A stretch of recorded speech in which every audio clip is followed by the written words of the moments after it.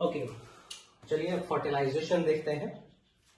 Fertilisation as the definition says it is the fusion of haploid male gamete and haploid female gamete.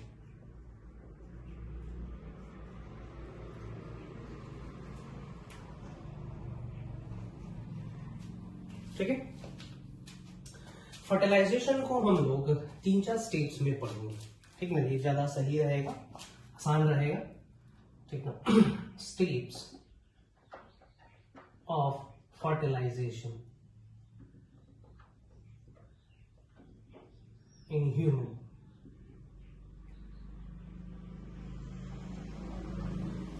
Okay, the first step is insemination or ejaculation.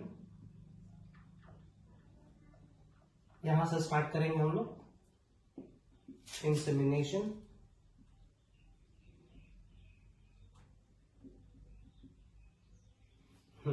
Next agglutination,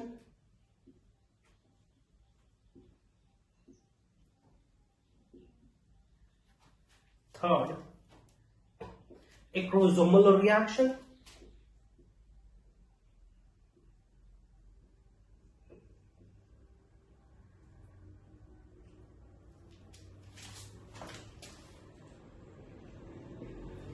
four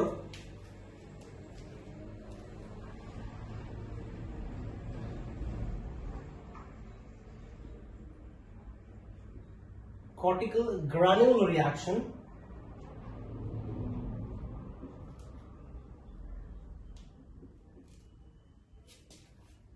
ठीक है, then syngamy,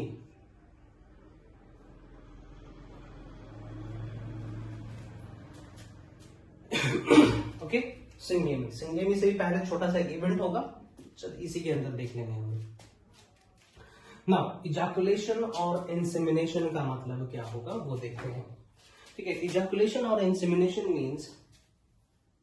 means the ejaculation of और the transfer of male gamete into the female body. Okay, that is called insemination और ejaculation. ठीक ना,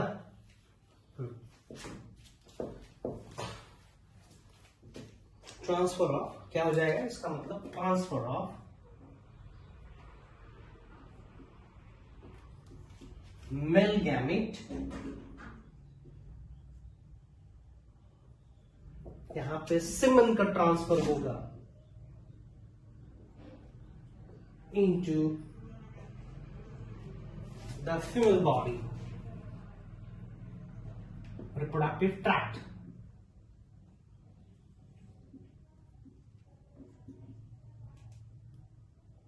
ठीक ना, हाँ, about कितना, about 3.5 ml of semen is released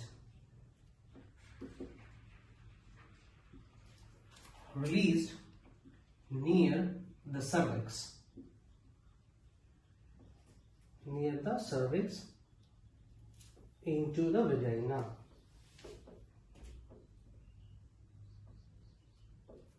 है ना, हाँ, ये 3.4 ml सीमेन में कितने स्पर्म सेल्स आएंगे, something around 400 million.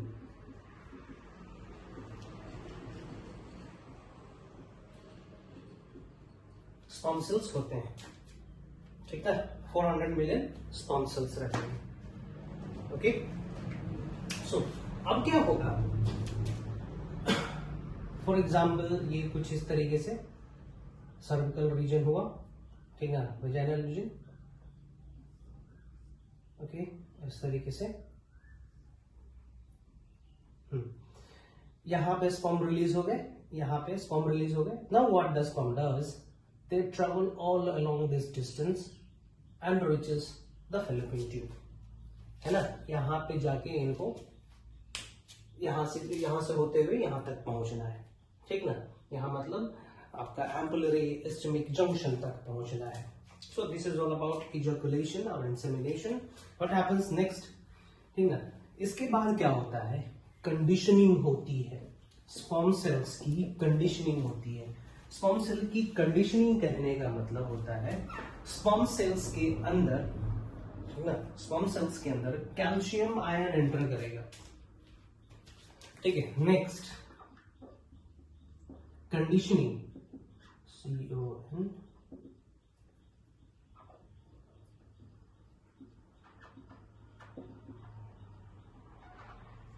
conditioning of sperm cell occurs। ठीक है, कंडीशनिंग कहने का मतलब होता है स्पर्म सेल्स के अंदर कैल्शियम आयन को एंटर करवाया जाता है, जिसके चलते उसका अंडुलर मूवमेंट विप्लश मूवमेंट में कन्वर्ट हो जाता है। कहने का मतलब जो धीरे धीरे स्पर्म सेल्स चलता है अब वो तेजी से आगे बढ़ना शुरू कर देता है। ठीक ना, वेयर जहां पर calcium ion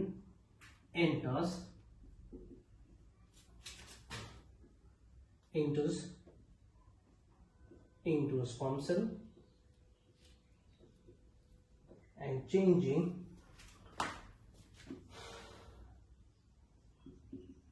angular movement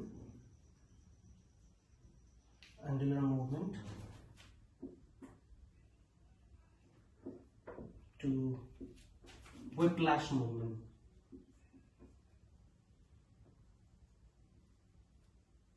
rapid movement होने लगता है। ठीक ना, तो कंडीशनिंग में क्या हुआ, एक चीज ये हुआ, और एक चीज होता है यहाँ पे, that is as the sperm starts moving. ठीक ना, स्पर्म सेल्स यहां से मूव करना शुरू कर दिया। ठीक ना, यहां से मूव करना शुरू कर दिया। होता क्या है, यहाँ पे जो एक्रोसोम पोर्शन रहता है, उस एक्रोसोम पोर्शन में जो प्लाज्मा मेम्ब्रेन है, उस प्लाज्मा मेम्ब्रेन के एरिया से कोलेस्ट्रॉल का डिपोजिशन जो रहता है मेम्ब्रेन में, वो हटने लगता है।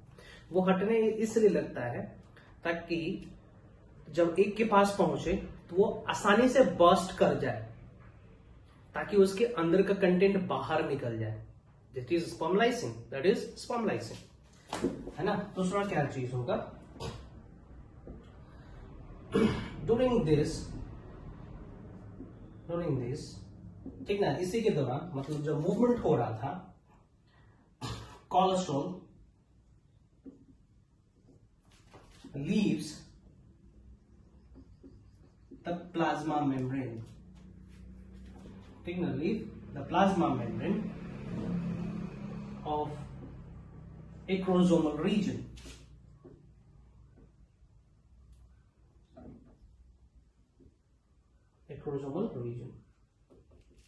है ना, उस रीजन से कोलेस्ट्रॉल हटने लगता है, कमजोर कर देता है, मेम्ब्रेन को कमजोर कर देता है।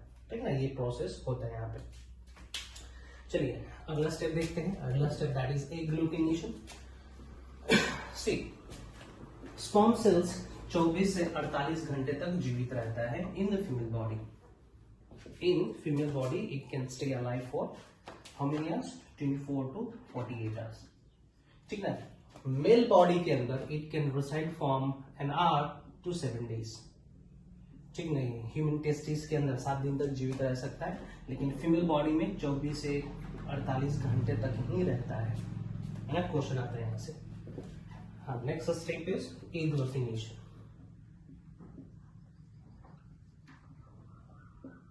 एग्लूटिनेशन कहने का मतलब क्या होगा, ठीक ना, जैसे ही स्पर्म सेल्स और ओवा सेल्स पहुंचेंगे आपके एम्पुलरी इस्टेमिक जंक्शन में, है ना। एम्पुलरी इस्टेमिक जंक्शन कहने का मतलब ये वाला area, this is ampulla,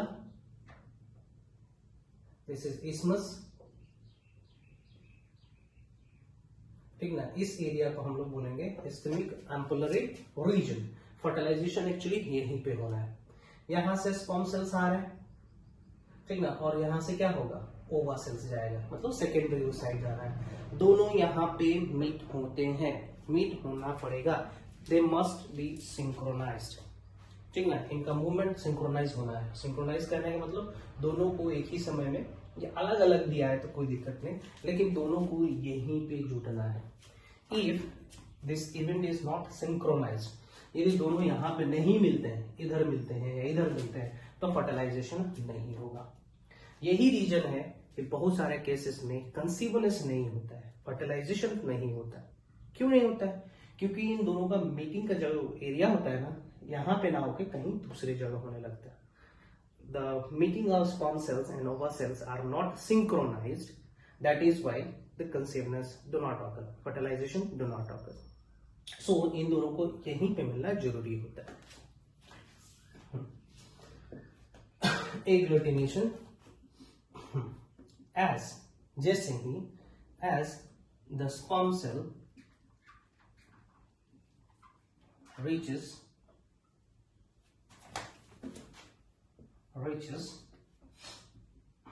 junction of ampulla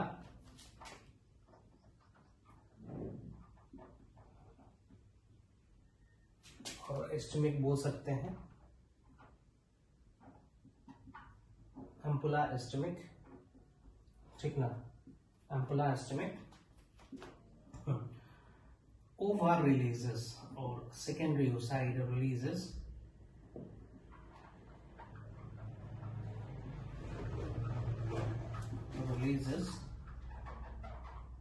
fertilising,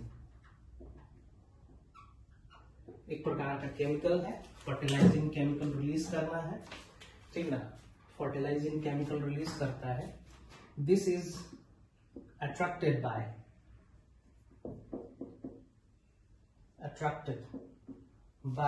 anti-fertilizing of sperm cell, है ना। अब होता क्या है यहाँ पे, फर्टिलाइजिंग एंटी फर्टिलाइजिंग, ठीक है, दे फॉर्म्स ए कॉम्प्लेक्स, ठीक ना। फर्टिलाइजिंग एंटी फर्टिलाइजिंग दोनों आपस में मिल जाते हैं, which results in agglutination. Agglutination कहने का मतलब होता है स्पर्म सेल्स एडर हो जाता है, स्पर्म सेल एडर हो जाता है ओवा के ऊपर, मतलब सेकेंडरी ओसाइट के ऊपर। That process is known as agglutination, है ना। नेक्स्ट देखते हैं एग्लूटिनेशन, लेमन भाषा में बोलेंगे एग्लूटिनेशन क्या है। तो कुछ नहीं है, स्पर्म सेल्स का सेकेंडरी ओसाइट के ऊपर चिपक जाना, दैट इज कॉल्ड एग्लूटिनेशन, है ना। और इस चीज को प्रोसीड करता है anti fertilising of sperm and fertilising of secondary oocyte. कहां होगा? एस्टमिक एम्पुलरी जंक्शन के ऊपर, जंक्शन के पास। नेक्स्ट एग्लूटिनेशन के बाद क्या होना है, तीसरा event, the third event was the activity of, हाँ एक चीज और बता दे उसके अंदर, जैसे ही एग्लूटिनेशन हुआ, एग्लूटिनेशन होते ही क्या होता है, एग के जो सेकेंडरी ओसाइट है ना, सेकेंडरी ओसाइट है, इस सेकेंडरी ओसाइट के मेम्ब्रेन के बाहर एक एरिया बन जाता है जिसको कहते हैं हम लोग फर्टिलाइजेशन कोन। ध्यान देंगे क्या कहेंगे इसको, फर्टिलाइजेशन कोन और कोन ऑफ रिसेप्शन, ठीक ना। जैसे ही स्पर्म सेल्स यहां पे बाइंड किया, तुरंत क्या होता है, यहां पे एक एरिया बन जाता है ना। ओसाइट के प्लाज्मा मेम्ब्रेन के बाहर एक एरिया बनता है जिसको हम लोग कहते हैं फर्टिलाइजेशन कोन, और इसके ऊपर कुछ रिसेप्टर्स भी बन जाते हैं, है ना, रिसेप्टर्स, कुछ रिसेप्टर्स भी क्रिएट हो जाते हैं, ध्यान देंगे। चलिए अब ओरिजिनली हम आते हैं activity of, now the third one is activity of what, acrosome.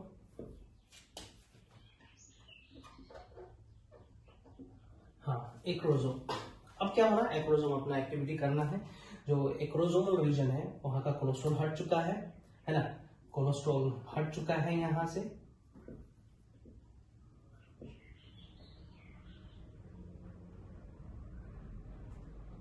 इस तरीके से था, है ना। एक्रोसोम यहाँ पे था, तो यहाँ का जो मेम्ब्रेन है यहाँ से कोलेस्ट्रॉल हट चुका था, ये एरिया नरम हो चुका है। अब क्या होगा, ये आसानी से ये क्रोमोसोम जो है ये अपना केमिकल बाहर रिलीज कर सकता है। कहाँ रिलीज करेगा, ये आपका कोरोना रेडिएटा है ना, कोरोना रेडिएटा। यहाँ पे स्पर्म सेल्स आके बाइंड किया, स्पर्म सेल्स आके बाइंड किया, ये रहा क्रोमोसोम, ये क्रोमोसोम बर्स्ट कर गया मान के चलिए, है ना। अब ये केमिकल यहाँ पे रिलीज करना शुरू कर दिया। This is the cytoplasm of sperm cell. ये रहा साइटोप्लाज्म, ये रहा एक्रोसोम। एक्रोसोम यहाँ से बर्स्ट कर गया। हाँ, एक्रोसोम क्या करेगा, एक्रोसोम के पास हाइड्रोलिटिक एंजाइम्स है, तो क्या करेगा, कोई चीज का डिग्रेडेशन ही करना है। देखते हैं क्या चीज डिग्रेड करता है। एक्रोसोम contains sperm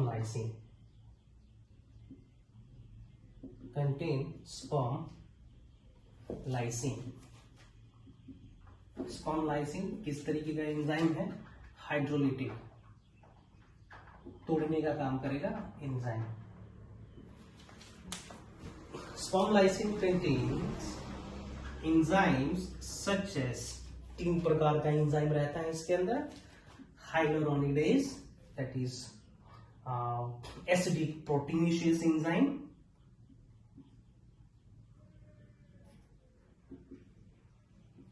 है ना, क्वेश्चन आता है। तो ये एसिडिक प्रोटीन एंजाइम है, एसिडिक प्रोटीन एंजाइम, है ना। Hyaluronidase, what is the function of hyaluronidase? Hyaluronidase क्या करेगा, हाइलोरोनिडेज ये रहा आपका granulosa cell which is present above the zona pellucida. Recall करेंगे सेकेंडरी साइड का स्ट्रक्चर, ग्रानुलोसा सेल। इस ग्रानुलोसा सेल्स में ये जो एरिया देख रहे हो ना, this area cementing region, this cementing region is made up of hyaluronic acid.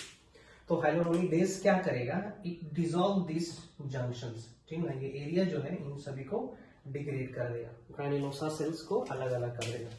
तो इसका फंक्शन क्या होगा, डिग्रेड्स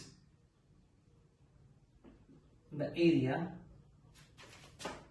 बिटवीन ग्रानुलोसा सेल्स, है ना। हाइलोरोनिडेज का फंक्शन ये हो गया। नेक्स्ट तो देखते हैं कोरोना रेडिएटा पेनिट्रेटिंग एंजाइम, है ना। कोरोना रेडिएटा पेनिट्रेटिंग एंजाइम,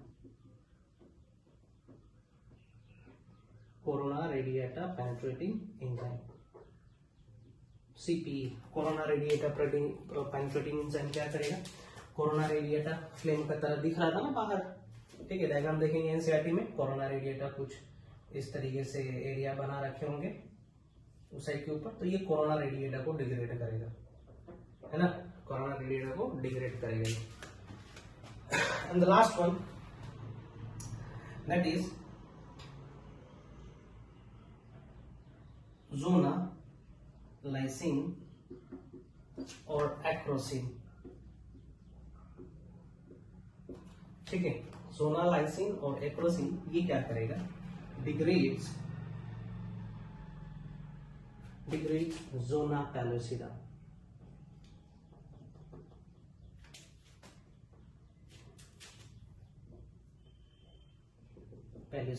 ठीक है, जोना पैलिसिडा को डिग्रेड कर दिया।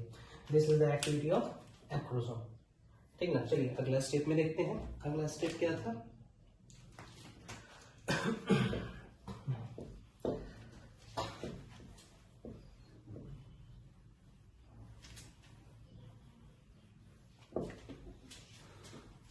ये सारा का सारा डायलॉग होगा एम्पुलरी एस्टमिक जंक्शन के पास। Next,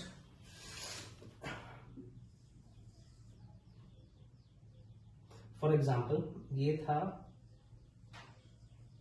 zona pellucida, consider this is zona pellucida, this is the plasma membrane of what, plasma membrane of secondary oocyte, ठीक ना। हो गया क्या, ये यहां तक आ चुका है, स्पर्म सेल यहां तक आ चुका है ना। ये इसका न्यूक्लियस है, एक्रोसोम खत्म हो चुका है ना। अब क्या होगा, यहाँ पे रिसेप्टर्स कुछ प्रेजेंट होते हैं, ये स्पर्म सेल्स इस रिसेप्टर से बाइंड करेगा, ठीक ना, बाइंड करते ही क्या होना है,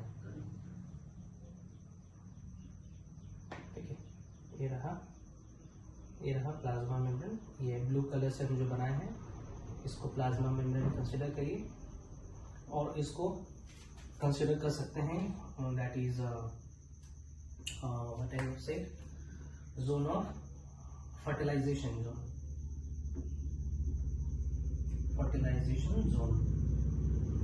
है ना,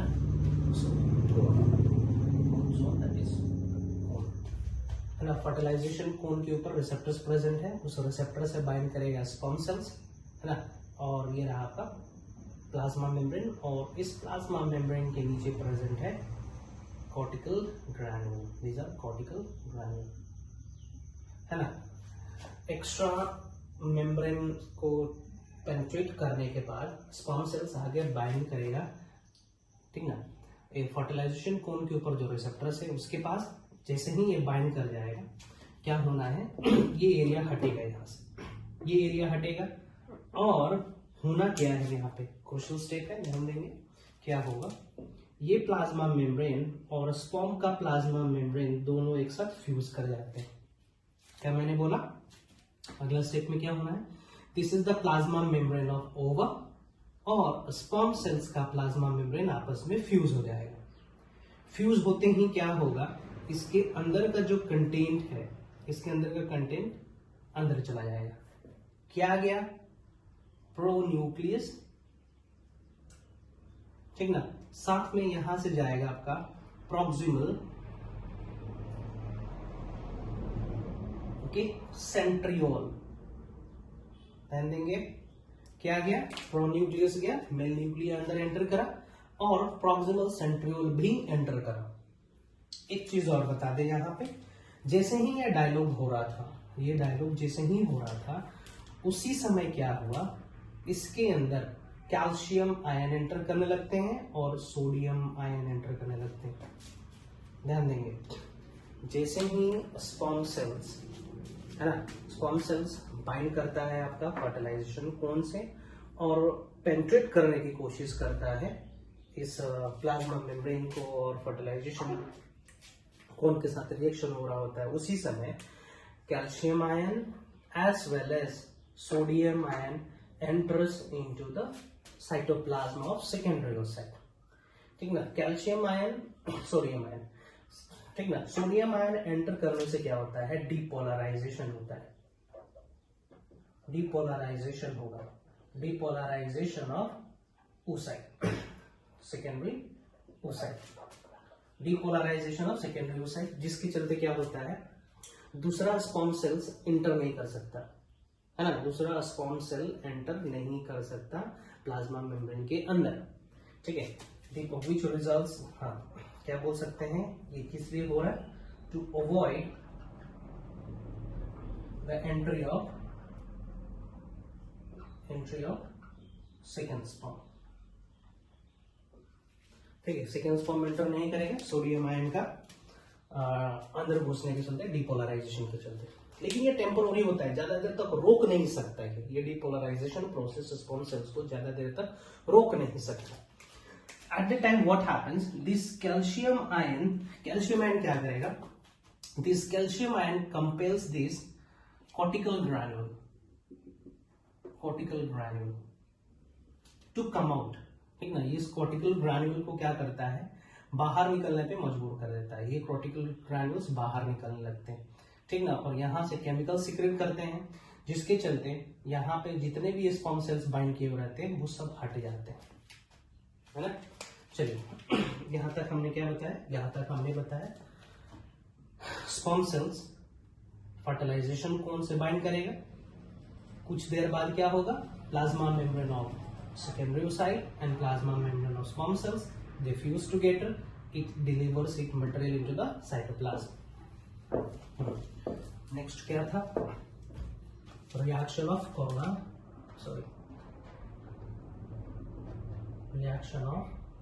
cortical granule,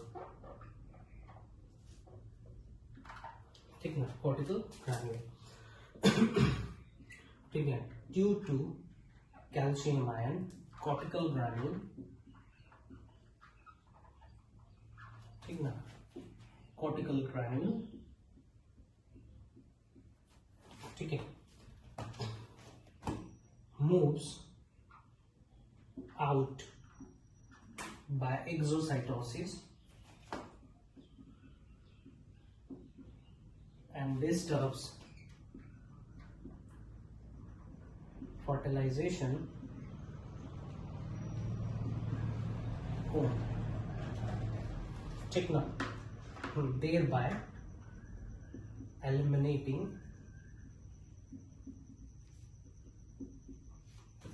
all the extra sperm present in your secondary oocyte. Secondary oocyte के आसपास जितने भी स्पर्म सेल्स होंगे सबको एलिमिनेट कर देता है. सो बोल सकते हैं कॉर्टिकल ग्रैन्युल, ठीक ना, cortical granule plays an important role to avoid, ठीक ना, पॉलीस्पर्मी.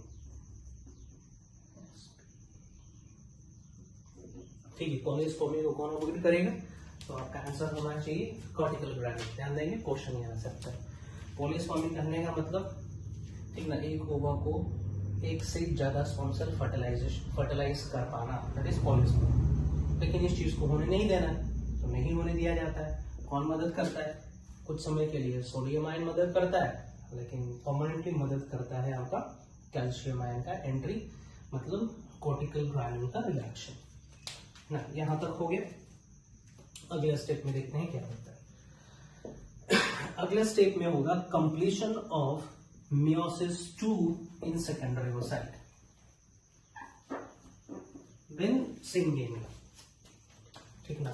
अगले स्टेप में completion of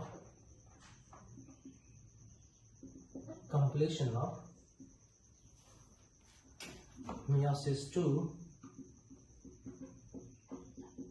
in secondary oocyte.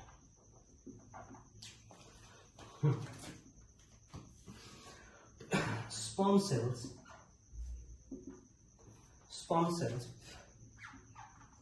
head, only sperm cells, हम पे बोल सकते हैं, only the head of sperm enters, ठीक ना, सेकेंडरी oocyte. पूरा का पूरा स्पर्म बॉडी नहीं करता है, ठीक ना, सिर्फ स्पर्म सेल ही एंटर करता है. Secondary oocyte. आफ्टर दिस, ठीक है, इसके बाद क्या होना है? Metaphase promoting complex,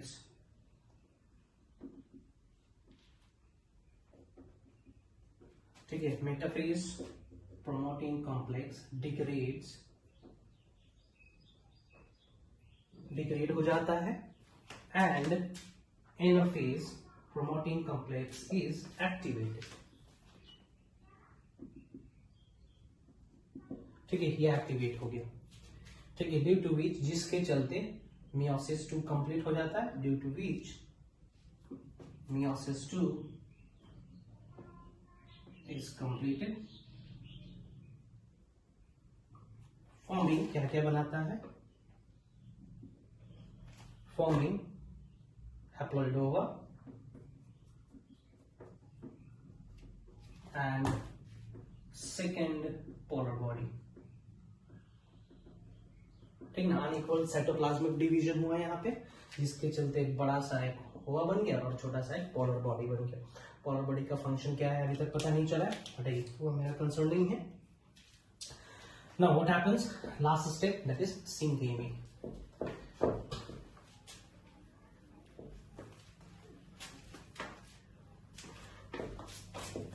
Syngenea.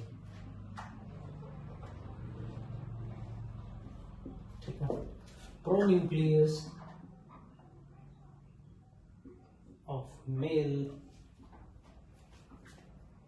ठीक ना, मतलब sperm, and female ova and ova, या फिर बोल सकते हैं pronucleus of male and female fuses to form diploid zygote.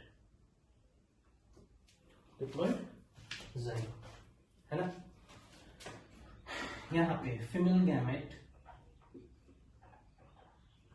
है ना. फीमेल गैमेट के पास क्या होगा, एक ऑटोजोम होना है प्लस एक्स क्रोमोसोम है ना. while the male gamete has, male gamete के पास क्या होगा, ऑटोजोम प्लस एक्स क्रोमोसोम या फिर autosome plus Y chromosome.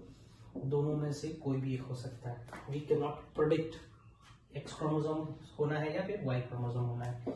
If it is X chromosome for male part, then the resultant zygote will have this combination. means further development के बाद ये organism और ये इंडिविजुअल कन्वर्ट हो जाएगा किसमें, फीमेल में है ना.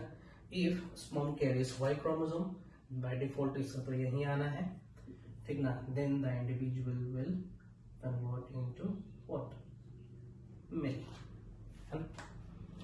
सो चलिए ये रहा टोटल फर्टिलाइजेशन प्रोसेस ना. अगले सेक्शन में हम लोग देखेंगे cleavage, that is the starting point of embryogenesis.